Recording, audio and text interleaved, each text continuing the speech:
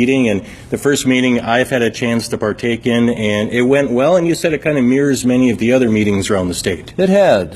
It certainly did mirror. Some were a little tougher. Some of the questions were a little, let me say, asked in a little different tone, let's say.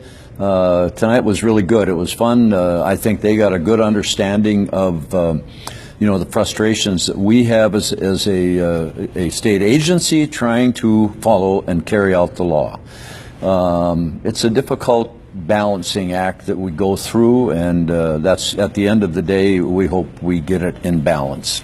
And I think, Dave, a side effect of the meeting, too, they learn maybe what's in your guys' jurisdiction, too. They maybe think, well, all of a sudden Department of Ag takes care of it, but I think they get a clear idea of what you guys handle as well. Yeah, it's what we call bifurcated in the state of Minnesota. PCA, for example, has responsibility for surface water. We have responsibility for groundwater, and that's why we're doing the well testing that we are across Minnesota, and that's why we're moving forward with this nitrogen fertilizer management plan. It's part of the 1989 Groundwater Protection Act, so it has been around for a long time. We have the authority to move ahead and promulgate a rule that will address the issue of excess nitrates in groundwater, and that's what we're doing. That's what the law is defined for us to do, and so we'll do that until we hear different from the state legislature. There seems to be a true idea of there needs to be some adjustments. Let's put our backs on some of the scientifics of the whole deal to kind of make this whole run. Yeah, you're absolutely right, and we've certainly have become aware of that. It's been raised time and time again. We use science, but maybe the science we used was just too good. We used a tool that actually measures the conductivity of water through soil, but we only looked at that first 5 feet. We didn't consider the 150 feet of blue and yellow clay in the Lake Agassiz glacial lake bed. And so we need to restructure our tool to make sure that it is adequately measuring or correctly measuring what we need to be measured.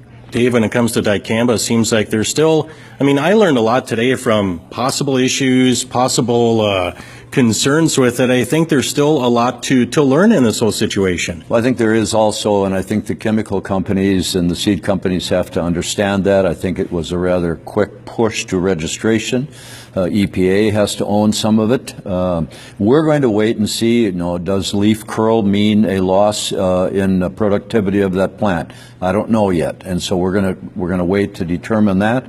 I'll be meeting with the other 49 commissioners, directors, secretaries of agriculture across the country next week. The meeting has been requested by the chemical companies, and so we're going to listen to what they have to say, and I think they have some explaining to do, and we certainly will have questions for them.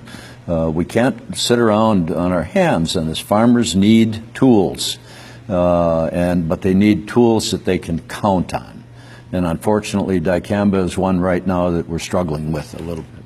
It really was a variety. One final question. We heard a little bit about farm partnerships, next generation farming. Ditch mowing came up. A lot of people get a chuckle out of that, where it just never seemed to be an issue till last legislative session. But those are just a few other examples of questions, too. Well, there's never a shortage of issues. It's sort of issue du jour at these meetings. And I think it's good. We just basically say what's on your mind and let her roar. And that's basically what's been going on. So we get a good sense in terms of how people are feeling. Ditch mowing, obviously, there are competing interests. The pollinator issue is a competing interest.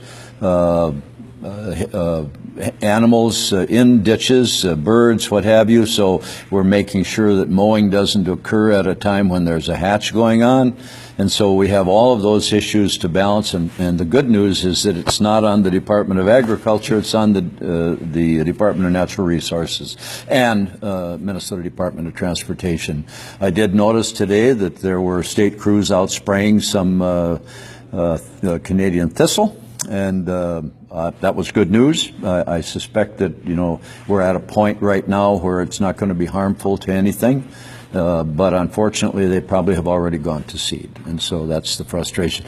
All farmers ever really asked for is that state agencies be good neighbors, and that's pretty easy to define.